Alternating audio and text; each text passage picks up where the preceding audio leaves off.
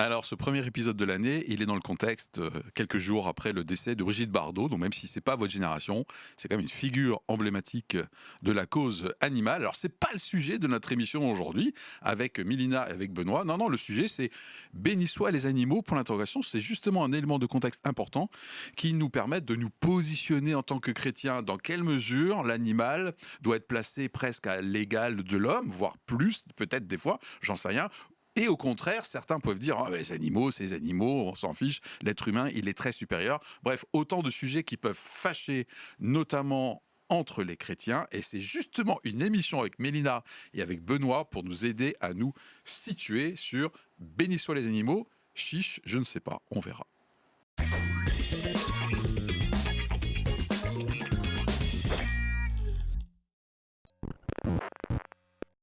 Bon alors, Mélina et Benoît qui nous rejoint, yes, c'est un revenant, on s'est dit hors antenne. C'est bien joli l'angle aujourd'hui, béni soient les animaux pour l'interrogation, mais on pourrait peut-être quand même proposer une définition, ça veut dire quoi? Bénir, béni soient les animaux. Pour moi, bénir, ça veut dire faire du bien. Faire du bien aux animaux, souhaiter du bien aux animaux. Ouais. Ok, en moi, phase j'ai eu avec la version, ouais. Alors, moi, je mettrais peut-être en poussant un petit peu plus, c'est-à-dire que l'animal prend la priorité. L'animal va passer avant moi et puis. Ah oui, à ce point-là. Ah oui, donc t'es déjà un petit peu dans la question posée, parce que justement, la question qu'on se pose, béni soient les animaux, point d'interrogation, c'est jusqu'où aller dans la proximité de l'homme avec l'animal. À propos de ce côté bénir, en fait, moi, je me suis rendu compte que ça existe, la bénédiction des animaux. C'est une tradition moyenne qui date du Moyen-Âge. Alors, c'est très catholique, hein. Voilà, mais c'est une tradition qui a encore la vie dure, et notamment, je crois, en octobre, à l'occasion de la Saint-François, il me semble. Ah, François d'Assise. Oui, c'est ça. Qui adorait les animaux. C'est le saint des animaux. Il parlait aux animaux. Alors, justement, je ne sais pas s'il va passer ça. C'est le saint qui patronne les animaux. Enfin, bref. Le patron des animaux. Le saint patron des animaux. Bon, et c'est la première de l'année. Merci beaucoup pour votre indulgence. Alors, a priori, donc, béni soient les animaux pour l'interrogation. Quelle va être la position que tu vas tenir, a priori, même si tu es susceptible de changer en cours de route, Benoît? Moi, je vais tenir la position plutôt intermédiaire, donc je vais mettre un C, parce que je pense qu'il faut de l'équilibre, encore une fois. Je le développerai un petit peu plus tard. Oui, et puis d'ailleurs, tu as donné un petit indice en proposant ta définition du mot bénir. Mon spectre va vraiment très large. Soit c'est la priorité absolue, soit je suis un masculiniste avec un couteau qui va manger toute la terre. Oula. Un carniste. Voilà. Aïe, Mélina, a priori. Moi, c'est A. Oui, béni soient les animaux à 100%. Carrément à 100%. D'ailleurs, quand on voit ton haut, là, j'ai appris que ce sont des chats, a priori. Bon, voilà, je n'avais pas remarqué, mais merci beaucoup. Alors moi, je pense que je gagne en maturité depuis quelques années. On ne rigole pas, s'il vous plaît, et on arrête de s'esclaffer devant l'écran. Ça fait quelques années quand même, j'ai quitté une posture, à la base, chez moi, plutôt les animaux, bof. C'est bien, quoi, mais bon, c'est des animaux, quoi. Voilà, donc non, mais c'est bon, hein. Reste avec nous, j'ai quitté cette posture plutôt indifférente. Voilà, et en préparant cette émission, ça m'a aussi travaillé. Je rappelle, c'est quand même l'objectif de cette émission, c'est nous aider à nous faire une opinion, peut-être à évoluer, peut-être ancrer nos opinions déjà. Moi, ça m'a fait évoluer, mais pas au point de dépasser le C quand même. C'est vous dire d'où je partais.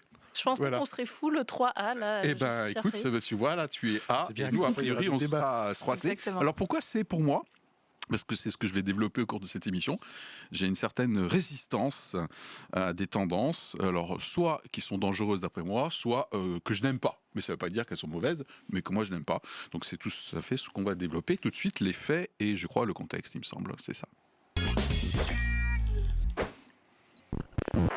On va commencer avec Benoît. Qu'est-ce que tu as envie de poser sur la table avant qu'on débatte de nos opinions sur les différentes questions? Alors, dans les faits et contextes, dans la revue de presse que tu nous avais transmise. Par exemple, voilà, c'est bien. Moi, j'ai deux éléments qui ont retenu mon attention.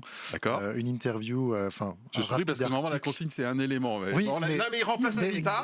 Anita fait toujours un peu sa sale gosse. Anita, big up. Voilà.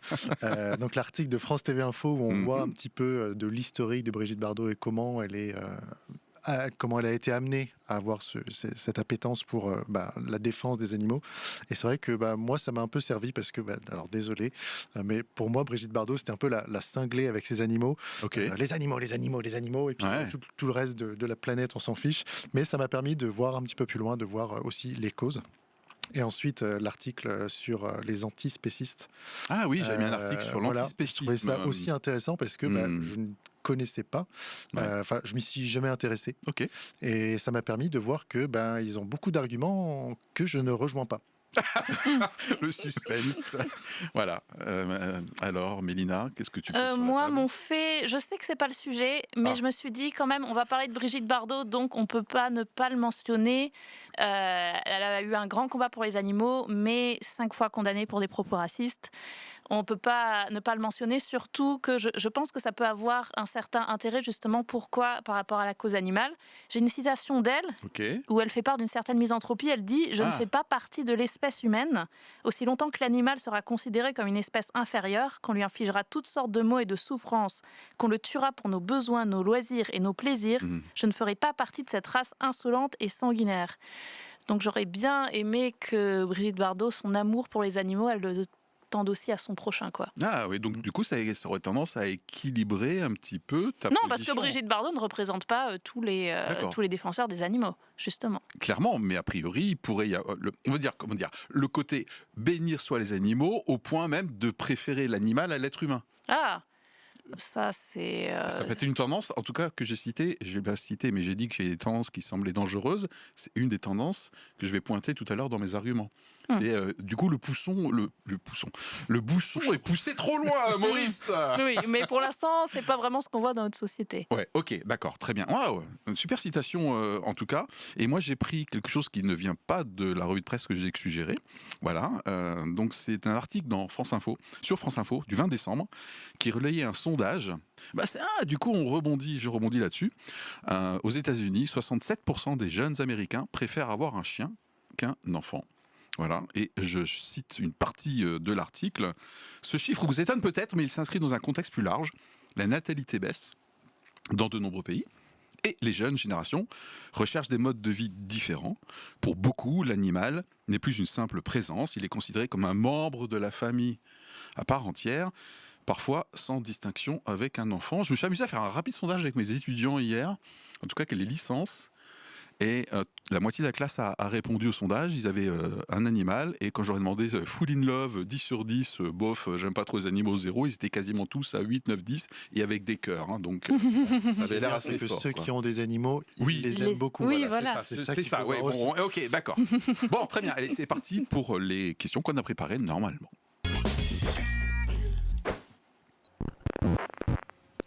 On va vous proposer 3 questions. Vous permettant de vous faire votre propre opinion et de vous situer sur cette échelle, voilà, bénis soient les animaux, notamment en tant que chrétien.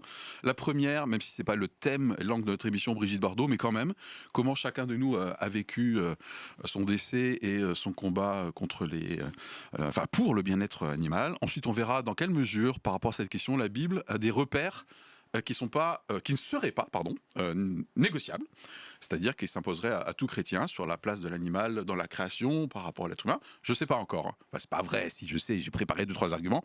Et la troisième question, on va se poser, c'est qu'est-ce qui est de l'ordre du relatif, de l'opinion personnelle, de la culture, de la sensibilité. Et c'est quoi l'avantage de se poser cette troisième question? C'est d'éviter, entre chrétiens notamment, de s'écharper sur des points qui dépendent de tout ce que je viens de dire. Et donc, il y a peut-être d'autres sujets sur lesquels on devrait débattre et nous battre. Voilà. Benoît, comment tu as perçu le bébé avec sa cause animale? Bébé Brigitte Bardot, pardon. Oui. Alors, moi, je trouve que elle a l'avantage, et là où je l'admire d'une certaine manière, c'est que elle a réussi à porter son message. Elle a réussi à se faire entendre. Elle a réussi à parler à des personnes qui sont des hauts dirigeants quand même du pays.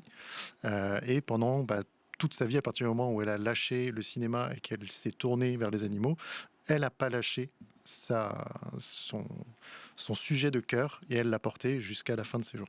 Et pour ça, je dirais que c'est quand même assez admirable d'avoir quelqu'un qui a cette motivation et qui porte un message, qui persévère jusqu'au bout. Ok, très bien, merci. Mélina? Moi, je dois avouer que Brigitte Bardot, c'est pas trop ma génération. J'ai jamais vu ses films. Oui, j'étais vaguement au courant que Brigitte Bardot, les bébés phoques, mais vraiment par osmose culturelle. Okay. Mais du coup, quand je me suis renseignée sur elle, j'ai vu qu'effectivement, c'est grâce, entre autres, à son militantisme qu'il y a certaines lois importantes pour le bien-être des animaux qui ont été passées. Donc, notamment sur les abattages. Oui, voilà. abattages, Oui, Et d'où parfois la pente glissante quand elle commence à parler des règles de la halal, etc. Parce que elle, ça la rapporte aux animaux la manière dont ils sont tués. Mais de toute façon, il me semble qu'elle était antispéciste. Pour un antispéciste, un animal ne devrait jamais être tué de toute manière, peu importe qu'on le tue gentiment ou méchamment. C'est la vie de l'animal qui devrait primer et son bien-être. Ok. Alors moi j'ai regardé le film documentaire intégralement sur Brigitte Bardot. C'est un film documentaire qui est sorti en 2019, je crois. Oui, c'est ça, voilà. Et du coup, moi, ça m'a vraiment interpellé. Encore une fois, je suis passé d'une certaine indifférence aux animaux. Je n'écrase pas un animal, même une limace, par plaisir, hein, donc j'évite. Donc non, mais juste pour dire, je ne suis pas un monstre. Par nécessité. Je suis pas un monstre. Voilà, mais par contre, les animaux, c'est les animaux. Mais franchement, le combat de Brigitte Bardot, moi, il m'a vraiment inspiré beaucoup de respect. Elle s'est littéralement dépossédée. D'un point de vue patrimonial, c'est incroyable. Et complètement d'accord avec toi, elle a persévéré. Parce qu'elle a eu des échecs, des sacrées critiques. Quand elle est intervenue sur cette cause, c'était un peu nouveau. La fondation, on l'oublie peut-être, mais en fait, elle avait créé la fondation, je crois, une dizaine d'années auparavant. Ça a été un échec, un flop. Elle a dû la recréer, ok. Et moi, ce que je trouve également dans son combat, ça explique peut-être sa résilience, c'est que pour elle, c'était le sens de sa vie.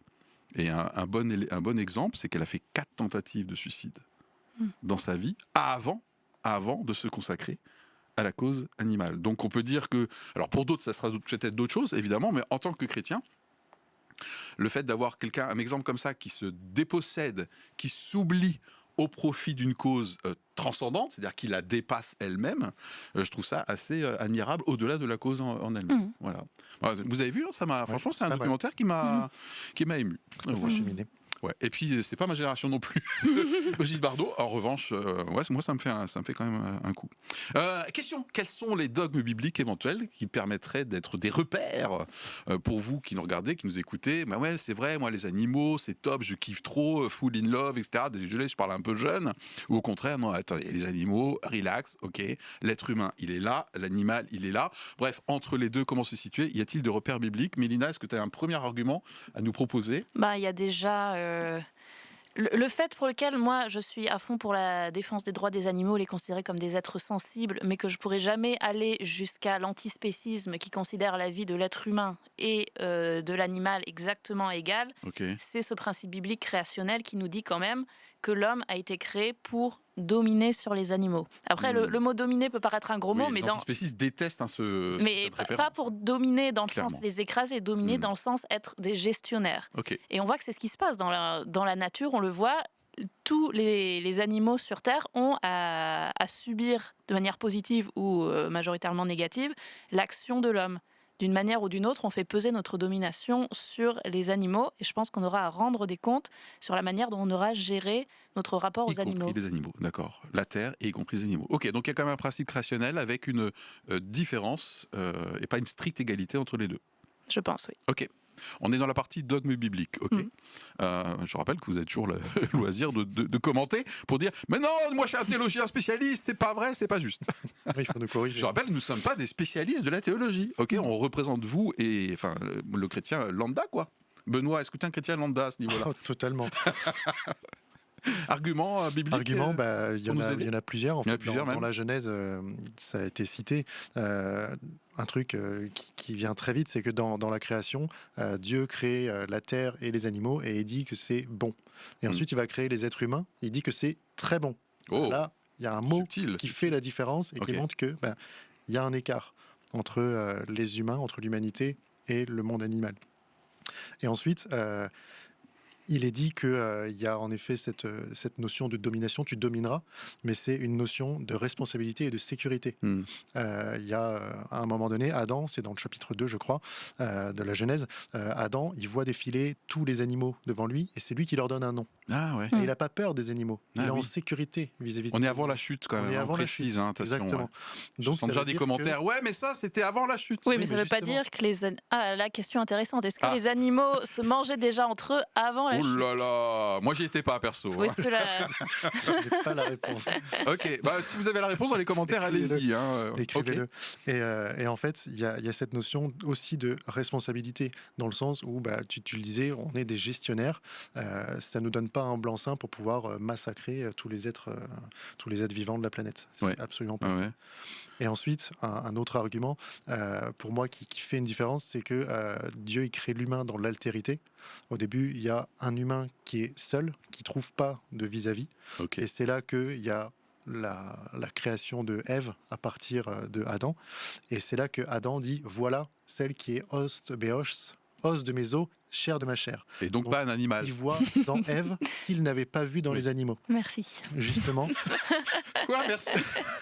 Moi, j'ai une autre théorie par rapport à ça, mais on s'éloigne un peu du sujet. Oh là Que là. Adam avait en lui le masculin et le féminin, Mais et c'est en totalement. séparant Ah, les deux oui. qu'on a le masculin Oui, et le mais féminin. le point à retenir là, c'est qu'en fait, il n'a pas trouvé ce vis-à-vis chez les animaux, ce qui Exactement. semblerait donner un dogme biblique, comme quoi il y a une différenciation.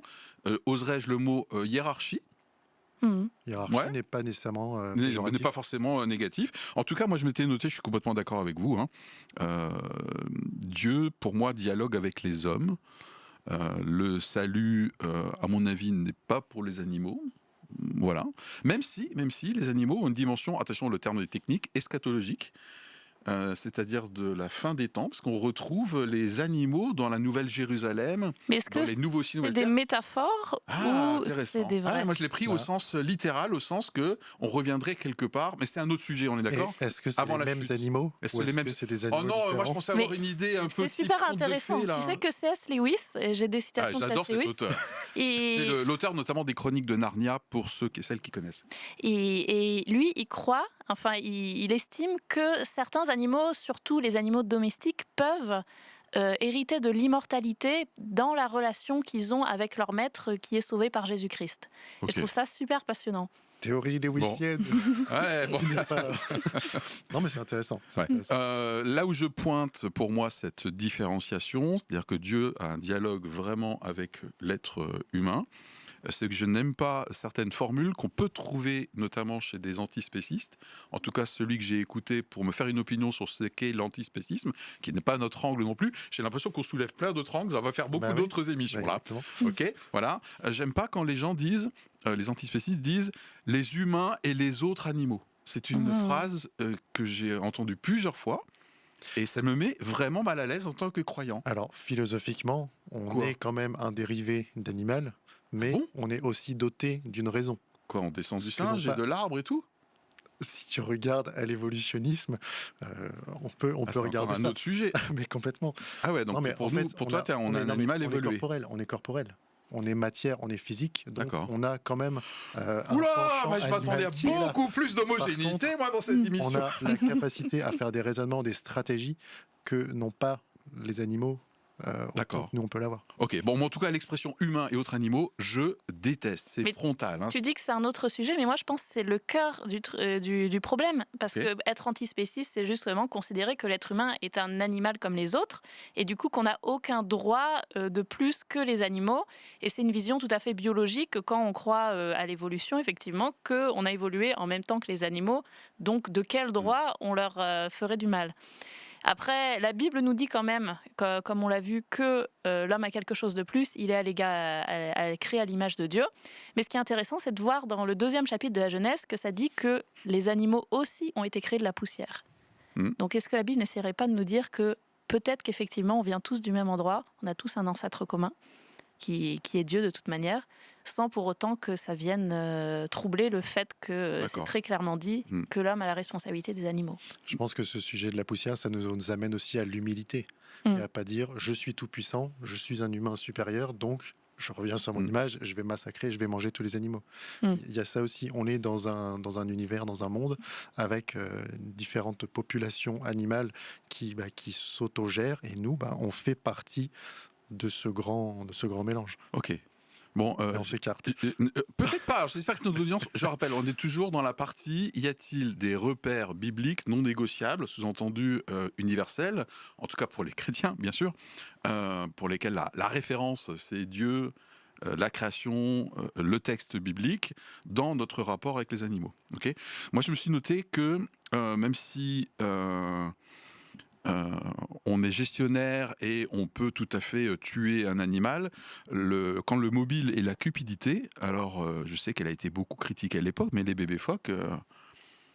Enfin, franchement, même moi qui suis pas très émotionnel, pas très sensible, quand j'ai vu comment ça se passait, moi je tique là. Je veux dire, moi j'ai pas de problème à tuer, chasser pour manger. Par contre, quand le mobile est vraiment la cupidité ou quand le mode c'est de l'ordre du massacre, on y viendra peut-être tout à l'heure sur ce qui est un peu relatif sur les différents types de chasse. Bon là, moi je pense qu'en tant que Dieu, Dieu nous demandera des comptes. Et je pense que ça développe un état d'esprit qui est malsain. Mais justement, je veux relever ce que tu as dit. Tu as dit, oui, on a dit que l'homme a autorité sur l'animal, donc il peut le tuer. Est-ce que même ça, c'est vrai? Même pour la chasse, pour manger? Ah ouais. Moi, je me pose la question. Pour toi, ce ne serait pas un dogme, du coup? Je ne suis pas végétarienne, mais parfois, je me dis que je devrais l'être.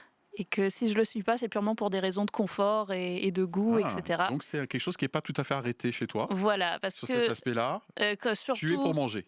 Voilà, tuer pour manger, si tu n'as pas d'autre choix, oui. Okay. Mais dans une société qui te propose d'autres choix alternatifs où tu peux rester en bonne santé sans manger des animaux, la question se pose, je trouve. D'accord. Moi, je me suis noté un dernier point peut-être en termes de dogme biblique, mais vous ne serez peut-être pas d'accord pour dire que c'est un dogme biblique, c'est que pour moi, lorsque j'ai pas le choix, l'intérêt de l'humain devrait être supérieur à l'intérêt de l'animal.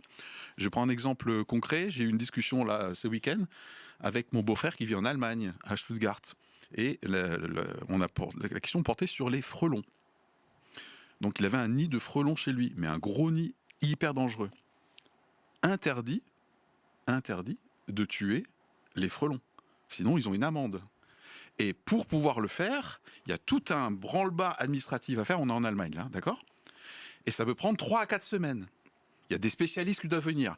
Je parle des frelons normaux. Parce que, à contrario, les frelons noirs, on a le droit de les tuer en Allemagne. C'est raciste. C'est raciste.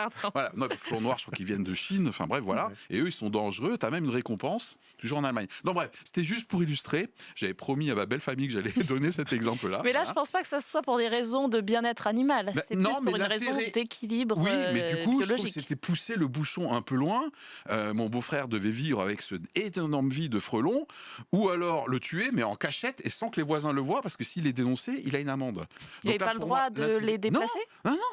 Même pas de faire venir des experts pour les déplacer? Bah si, alors faut faire venir l'expert qui demande à la mairie, qui demande si... Non mais c'était un truc de fou. Donc moi, je pense qu'il y a un principe biblique, lorsque j'ai pas le choix, l'intérêt de l'être humain est supérieur à l'intérêt de l'être animal. C'est une opinion personnelle. On est là pour en débattre, ok? Ne jetez pas tout de suite votre iPad par la fenêtre.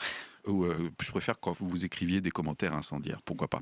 On aborde la troisième question. Vous avez d'autres arguments de l'ordre du biblique? J'ai un petit quelque chose. Un petit quelque chose emporté pour la route. Quand Dieu du coup dit à Adam, Benoît, vous serez gestionnaire du jardin d'Éden. Oui. Vous le cultiverez, vous en prendrez soin. On peut se poser la question aujourd'hui, est-ce que notre mode de vie qui génère énormément de pollution n'est pas là, non pas un acte direct sur les animaux, mais un acte indirect? Je pense au continent de plastique qui se forme dans un coin du Pacifique et à quelques photos, vidéos qu'on peut voir d'animaux qui sont pris dans des mailles plastiques et qui vont être complètement difformes et pas en bon état. Je me dis que là, moi, j'ai peut-être une action à faire. Bien sûr. Pour prendre soin de ces animaux que je ne verrai jamais, mais mon action on serait sur le aura des principe, impacts. attention, responsabilité de l'être humain. Exactement. Sur une bonne gestion de la création et notamment des effets indirects sur les animaux. Mais là, tu parles d'animaux que tu verras jamais. Il y a des animaux qu'on voit tous les jours, ceux qu'on mange.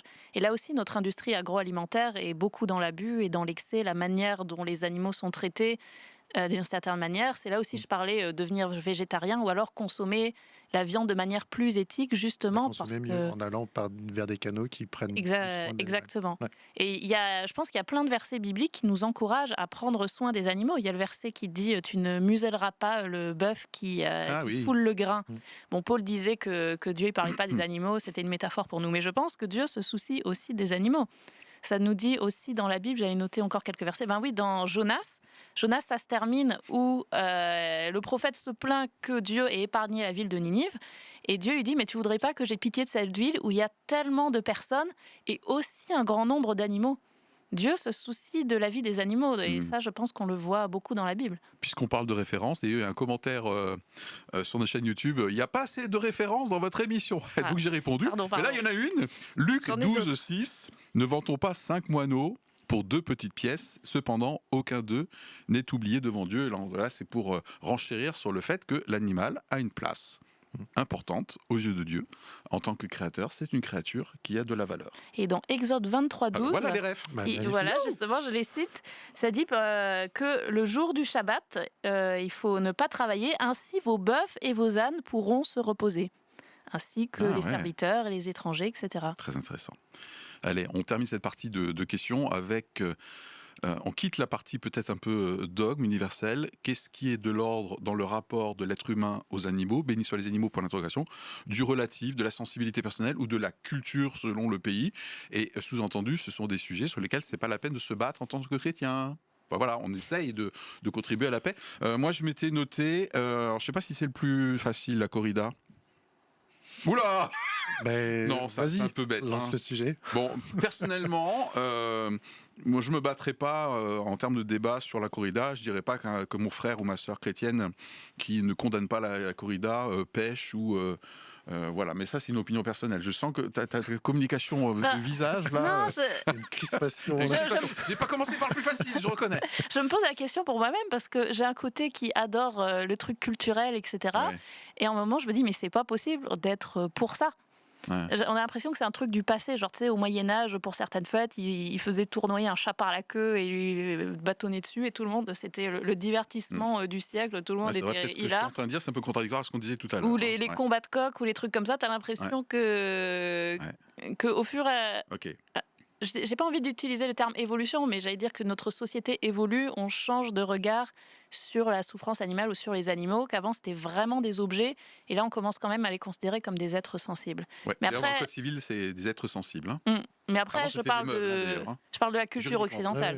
Ouais. Mais il y a d'autres cultures qui ont toujours respecté les animaux, comme la culture hindoue ou bouddhiste, etc. Ok. En fait, Bon, j'ai pas commencé par le plus Le facile. sujet de la corrida, en fait, je pense que c'est un sujet culturel qui vient s'opposer avec un sujet éthique, moral, de société. Et c'est là où il y a l'affrontement qui se fait. Ok. Euh, Bon, alors, Vas-y, continue. désolé d'avoir commencé avec toute la corrida, qui pourrait faire l'objet d'ailleurs peut-être d'un thématique. émission Qu'est-ce que vous avez noté qui serait de l'ordre du relatif, où il faut un peu lâcher prise, et chacun son opinion, chacun sa culture, chacun sa sensibilité, Benoît? Moi, je dirais alors l'exemple de la chasse. Alors, Oui. pas la chasse, on va tuer un animal pour ses défenses, laisser le cadavre ici, repartir avec les défenses. Oui, ça c'est le braconnage. ouais. Ça, voilà, Ouais. pas top. Par contre, on vit dans un monde qui a été adapté. La faune en France, en Europe, Oui, donc la chasse régule. La chasse, en fait, elle va réguler Ok. les populations.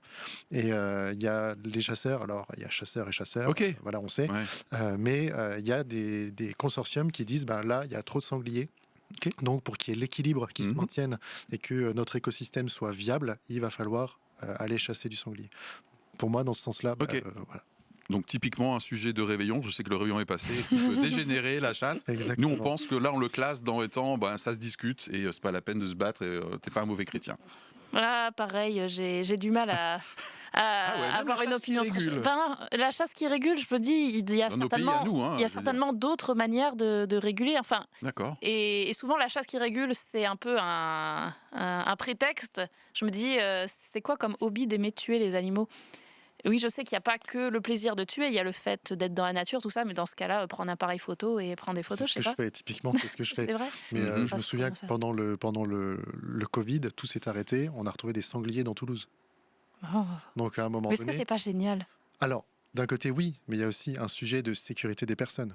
Et du coup, l'État qui doit assurer la sécurité de la civilisation, enfin de la civilisation des Ouh là civils. là, je suis dans Walking Euh, Dead là, putain, j'ai des images apocalyptiques là, le cinglier, place Kléber, hein, what Je sais pas, je me dis toujours qu'on a d'autres manières que de les tuer.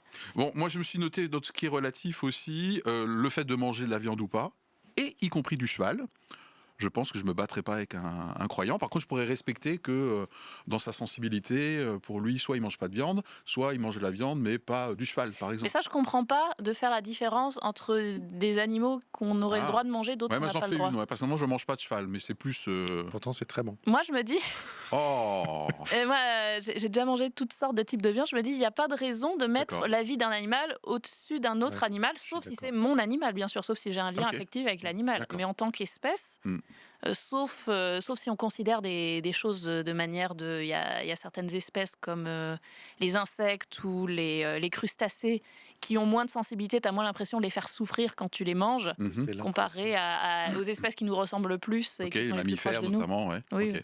Pour continuer là-dessus, Quoi je me suis Sur la paluché crevette un bouquin de nutrition épais comme ça. Oui. Les protéines animales sont a priori beaucoup plus, de meilleure qualité que les protéines végétales et elles sont plus facilement assimilables par le corps humain. Donc c'est peut-être aussi pour ça qu'au fur et à mesure du temps, l'humanité s'est tournée vers les protéines animales pour, je dirais... Ok. Bon, en tout être cas, plus on pourrait efficace. classer ça, nous, dans... voilà, ne nous battons pas en tant que chrétiens selon que toi, tu en manges ou pas. Moi, je me suis noté aussi la place affective et démonstrative. Pendant plusieurs années, j'étais un peu méprisant, toutes les personnes qui ont des « Oh, mon chouchou, mon chouti », etc. Et en fait, j'ai une famille où il y a beaucoup de chats, et une place très importante, et notamment ma maman. Et je pense que en tant que chrétien, on doit aussi respecter et entendre la place affective, et donc du coup avec les petits mots qu'on lui donne, la façon de lui parler, etc. Moi, je passe vraiment ma sensibilité, mais je pense qu'on doit entendre ça et respecter ça, notamment J'avoue. lorsque c'est J'avoue, un rôle affectif. moi, je parle à mon chat comme un bébé et c'est Ouais, très bah gênant voilà, à par exemple. entendre, mais je peux Mais pas toi, m'en tu le fais. empêcher, il Ok. est trop mignon. Bah voilà, Ouais, mais c'est là où moi je rejoins pas ça. moi non plus, mais par contre, je pense qu'il Pour faut moi, respecter. Ouais. il faut mettre les animaux de compagnie à leur juste place. Ok. On s'attache à eux, on a des interactions avec eux qui sont top. Moi, j'ai un chien, franchement, il top dans ta main. Enfin, Ah, j'avais un chien, parfait, quoi. je me souvenais pas. Si. Ah bon? T'inquiète. Et il y a des moments, des personnes qui nous disent oh, c'est papa, il est gentil. Non, Ouais. c'est pas mon bébé. Et du coup, pour forcer le trait dans l'extrême inverse, dit c'est juste un clébard. Pour vraiment marquer le truc. Benoît, Parce j'adore. que ça n'est pas, à mon sens, ça n'est pas un enfant. Oui, c'est sûr, Ok. mais Bon, ouais, alors là on pourra enchaîner sur le débat, mais manifestement, on a des sensibilités différentes autour de la table sur le sujet, et on n'est pas dans l'ordre du dogme là. exactement. Ouais, et je pense qu'il ne faut pas se battre là-dessus. Mais Quoi. après, les animaux de compagnie, c'est très Non, mais bien ça aussi. suffit maintenant, Mais non, Benoît, je là. continue. Quoi Parce Mais que on est bientôt ça à la permet- conclusion là. on arrive à la conclusion. Ah, d'accord. Restez avec nous. Concrètement, un animal de compagnie, ça permet aussi de responsabiliser le maître. Il me semble que les personnes addictes à certaines substances, en exercice pour pouvoir réaliser qu'ils sont capables de prendre leur vie en main, après leur sevrage, ils vont s'occuper d'une plante. S'ils arrivent à s'occuper d'une plante, ils vont s'occuper d'un animal de compagnie. Ok. En fait, pour justement réapprendre toute la notion de responsabilité, de dominer, mais dominer en étant un maître sécurisant pour l'animal, et pour aussi avoir le vis-à-vis qu'on peut trouver avec l'animal qui nous apprend des choses sur nous. Bien sûr. Et autre citation, autre verset biblique, Job 12, 7, 8. Mais interroge donc les animaux sauvages, ils t'instruiront, et les oiseaux du ciel, ils te renseigneront. On a parlé vraiment de notre rapport aux animaux, qu'est-ce qu'on leur fait, mais eux aussi, ils ont énormément à nous apporter. Et la création de Dieu, absolument Ouais, et puis extraordinaire. on n'a même pas parlé là de toutes les thérapies qui utilisent les animaux, ou les efforts de socialisation, les bars à chats, etc., etc. Non, on s'arrête. La conclusion tout de suite. Ouf.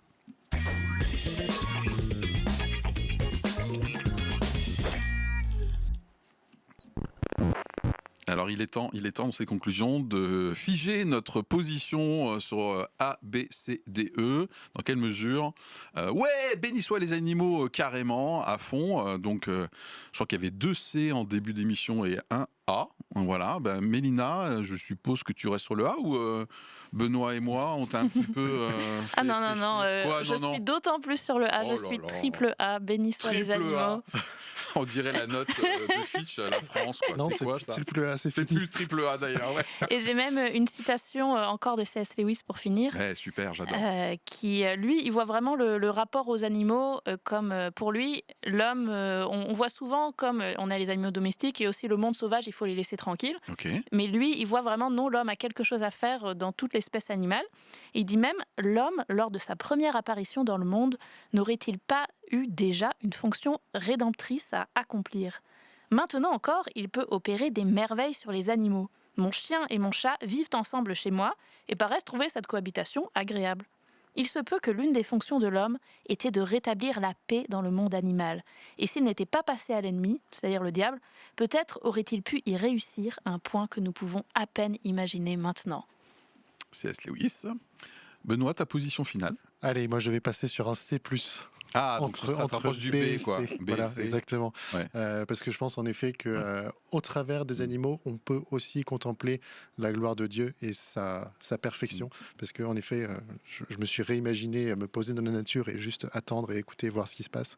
Et c'est vrai que c'est un ravissement. Ouais. Et ben pour moi, les coups de boutoir, notamment de Mélina, ont fait leur effet. Puis je passe aussi à un c'est quoi, un B+, c'est ça? Entre un B et un C+. Enfin, un peu Entre entre B et C, alors que tout à l'heure, j'étais un C. Voilà, bah écoutez, il est temps maintenant d'inviter notre audience à se positionner. C'est quoi votre rapport aux animaux en tant que chrétien? Dans quelle mesure ça vous aide, vos convictions, à vous positionner entre éventuellement deux extrêmes, celle où l'animal serait presque comme un dieu ou à égal à l'être humain, et puis l'autre extrême où ça serait un objet, une marchandise qu'on ne respecte pas. Voilà, merci Benoît pour le renfort. Merci. Merci pour ta fidélité et ta qualité de préparation. Ça, c'était un petit clin d'œil. Allez, à bientôt pour un prochain épisode. Bye. À bientôt.